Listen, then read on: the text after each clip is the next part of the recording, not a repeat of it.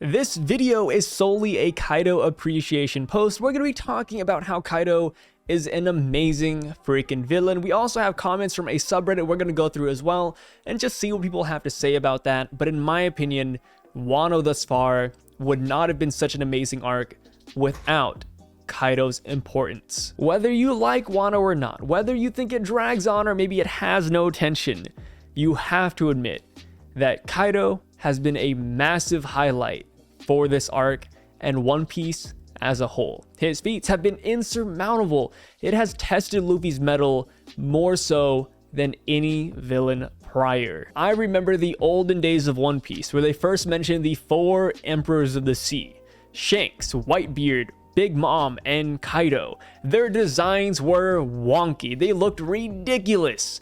And here I am 1,000 chapters later looking at Kaido and saying, man, this man is a monster that has been hyped up for ages now. And he has lived up to that hype. His title, that phrase where you first met him where they said if it's one-on-one, you will always vote for Kaido. He is the strongest creature in the world. And then 200 episodes later, we finally met the man. And let me tell you, he lived up to the hype. In this one arc, he has defeated Luffy 3 individual times, and during the raid in Onigashima, he has fought a plethora of very strong opponents. He took on the 9 scabbards at once, defeated all of them. And these scabbards are no joke. Whether you think Kinemon is strong or not, or Kiku, Izo, all of them, they are all at some pretty high levels. If Nekomamushi and Inuarashi can take on Jack, they are at least Yonko Commander tier. And with that being said, let's say they're even the highest and the strongest of the Akazaya 9. Having them as a baseline for the rest of the scabbards is a pretty high diff ceiling for most opponents in One Piece. But Kaido took them all on, defeated every single one of them without even using his hybrid form. And then he went on to take the worst generation, Luffy, Killer, Kid, Zoro, Law. He took them on, defeated most of them, sent them packing to the lower parts of Onigashima, and then took on Yamato and Momonosuke. And then Luffy followed up yet again for some more clashing. And then, after he defeated Luffy, Luffy came back for a 3rd time to take Kaido on one-on-one. And if you're up to date with the latest chapter, then you know Kaido also beat Luffy again. Yes, it was with the help of the CP0 agent, but you have to admit that one attack would not have done Luffy in if Kaido didn't already put a lot of work into Luffy beforehand. Kaido has won many victories, and Kaido has deserved them. And the best part is that we know almost nothing about his character yet. So this is a Kaido appreciation video, and I found a really cool subreddit, and it really brought the whole Kaido talk into the light. And I just wanted to have this video to just talk about him, talk about the cool things he's accomplished, and we'll just dwell in the Kaido hypeness. This subreddit says, can we all agree that Kaido lived up to the hype? Also, what is needed for him to be the best villain in One Piece? So, like I said, Kaido so far, all of his crazy feats have been amazing. All we need now is just some backstory to really flesh out this character even more. And see, here's the thing. During the fight with Luffy, during his fight with Oden, he has shown some really subtle characteristics. He shows regret in having an inhonorable victory. He shows content having a really amazing fight. He shows that he wants to have a fight and fight to the death. And most of his threats he's made so far to the samurai and the people of Wano seem somewhat hollow. It's almost like he's looking for someone to stand up against him and to defeat him. And the best part is, we don't know why yet. He's done all of this. He's done so much fighting, and we don't even know why he is fighting in the first place. So let's look at some of the comments and what other people have to say about this man, and we will add along to it. Absolutely yes, he does follow the classic character buildup that One Piece has. Whitebeard, Mihawk, Crocodile, Doflamingo, pick one. Kaido does that. When I first read about him in the famous line, in a one-on-one fight, always bet on Kaido, I was wondering how powerful he is, and god damn, in a one-on-one fight, in general fight, bet on Kaido. I mean, ish. The guy is a monster. The samurai, Luffy, Zoro, Law, Kid, Yamato, he fights everyone and everybody, and some of those simultaneously, and he still keeps fighting and still keeps defeating people. Like, do you have a limit? What the F someone can do to stop you? I don't know how Wano will end, but I can safely say he has become my favorite villain and absolutely lived up to the hype. See, this is really great character development. Oda has shown so much depth in this character without even doing that much, right? The guy is just an actual tank. He has fought so many people, and the thing is, we haven't seen this. Like I said, we have not seen this in any other One Piece villain before. We've had One Piece villains fight off some cannon fodder, we've had some One Piece villains fight off some crew members, but we've never had a villain defeat multiple main freaking characters. A character that defeats Zoro, Law, Kid, just anybody in his path. He sweeps to the side. We have not seen this before. This man is a one-man army at Marineford. It is insane what Kaido has accomplished. Villain-wise, the top spot is still Crocodile for me because of how scheming that dude was. With Kaido, we didn't really get that much of him before the raid, and most of his on-screen appearance is for fights rather than narrative. But if we're talking power-wise, yes, he lives up to the hype of a monstrous villain that seems invincible. I really don't know how Oda will create a villain as physically threatening and intimidating as Kaido. We know Blackbeard is a potential endgame villain, but he doesn't have the intimidation factor of Kaido, and we don't know how much of anything about Imusama to make predictions. Here's the thing with Kaido. Kaido, in my opinion, has set the standard for ongoing One Piece villains. Any One Piece villain we meet past Wano has to be at least Kaido strong. And that's insane, right? Villains past Kaido have to push Luffy even further. That's just how a story goes. Unless we switch narrative perspectives, maybe we don't focus on Luffy, maybe we focus on Zoro, Sanji, and maybe even the crew fighting really big fights. Then that's a different story. But if the story continues to follow Luffy, and let's say he does get this crazy Devil Fruit awakening, he does become, you know, this speculative figure later on, Luffy's gonna get a lot stronger. He might even surpass Kaido one day. But if that were to happen, we need more villains that are stronger than Kaido. And how would that even look? Kaido took on an entire country, multiple worst generation pirates by himself. The next villain needs to be world ending or even past Kaido's level. And that's saying something. And Kaido being introduced to the story like this has brought up a lot of debate on the admirals. Beforehand, you look at the admirals and you're like, oh, you know what? They put up some pretty good fights against the Yonko. But now that we've seen Kaido, now that we've seen his feats during Wano, people are questioning it again, saying, wait, if Kaido is this strong, are the admirals even capable of taking this man down? Because we haven't seen any admiral feats.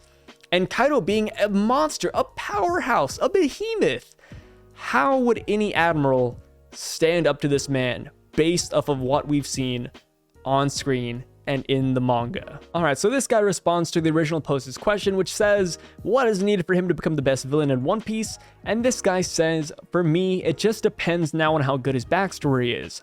If it's the God Valley incident, it will for sure be amazing. See, I'm gonna go on the opposite spectrum. I'm gonna say that if it is something past God's Valley or something prior to God's Valley, then it will be even more amazing. And the reason I say that is because we know what happens. We know Rox loses. We don't know these small details, but we know he loses and the crew disbands. But the real question becomes, how did that affect Kaido? Where did he go afterwards? Did he get experimented on by Vegapunk? And before that, it's like, what was his childhood like? We know he is part of the Oni race. Maybe we'll see potential Onis in Kaido's backstory and we'll learn what happened to him and his family beforehand.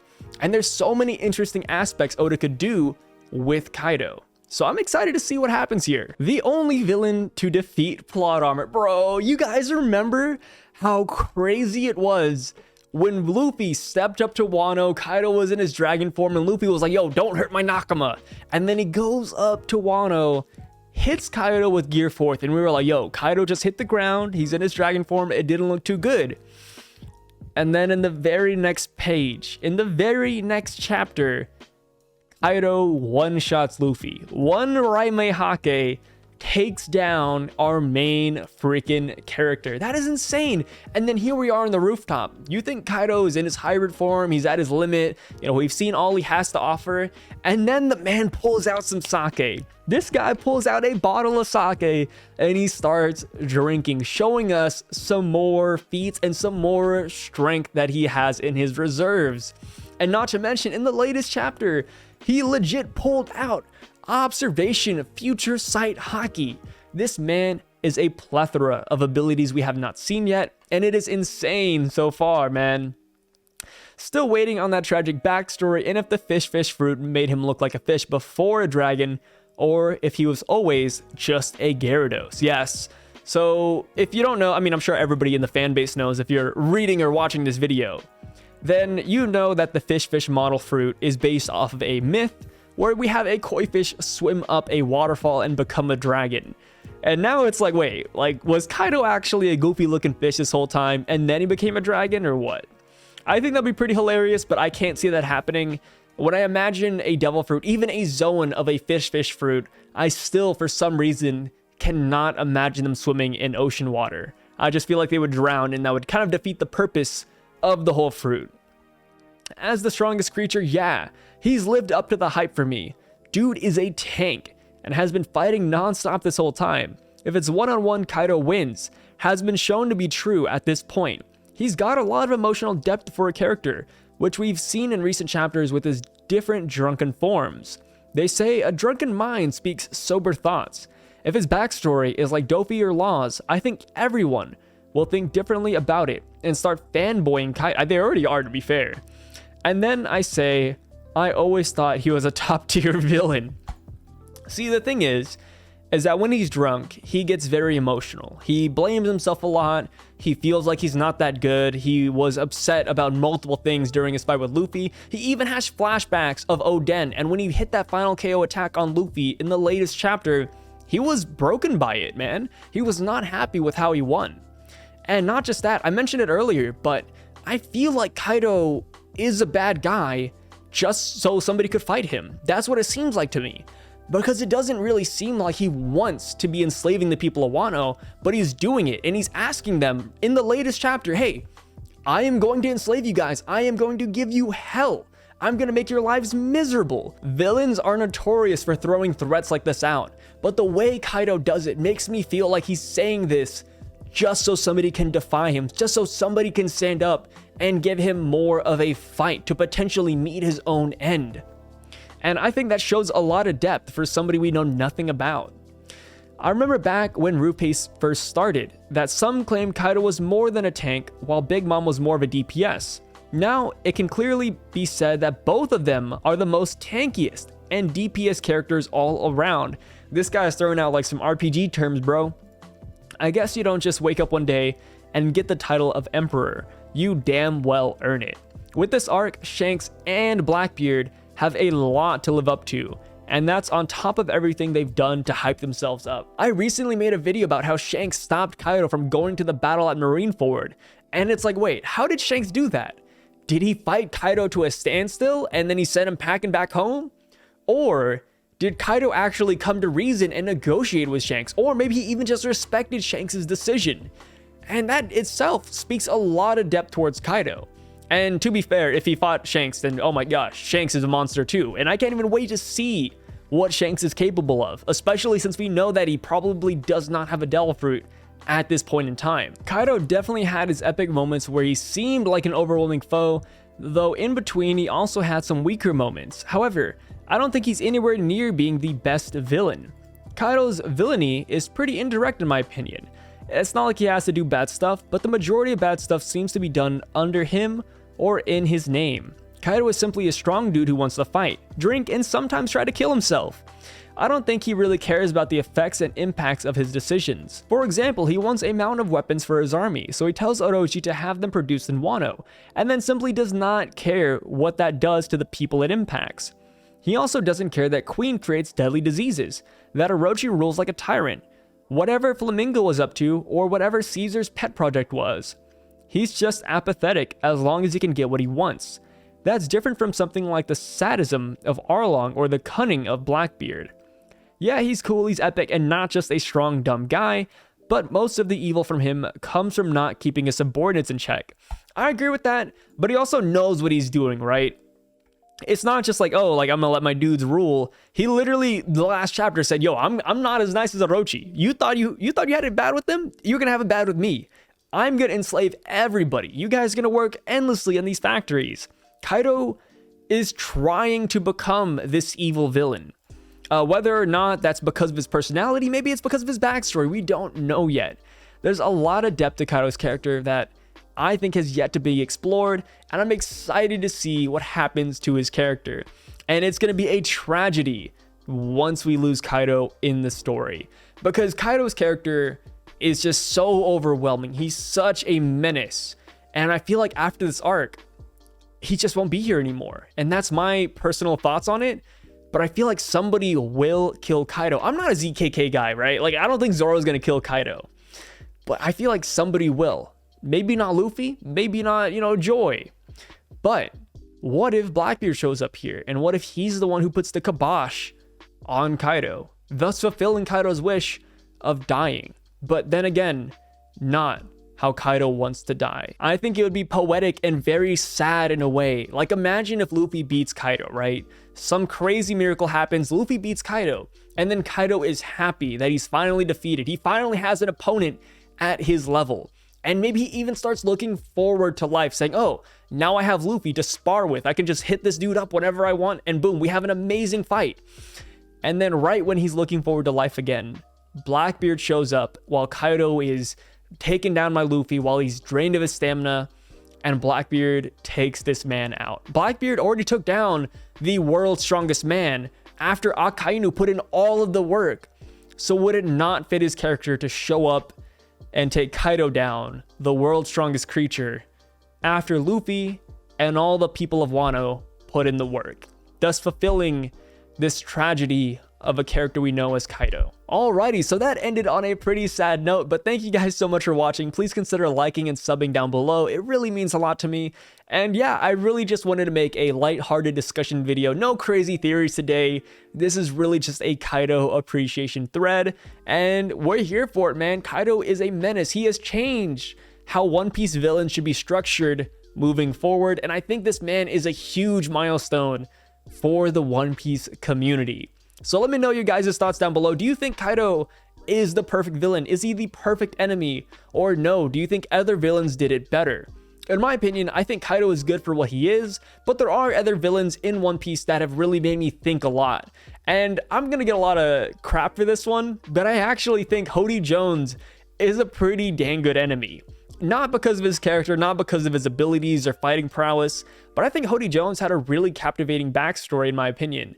And he'll always go down for me as one of the great villains, although I don't like his character at all. And another great contender for me to be a great villain is Katakuri. I love his character. I love how honorable and respectful he is during his fight against Luffy.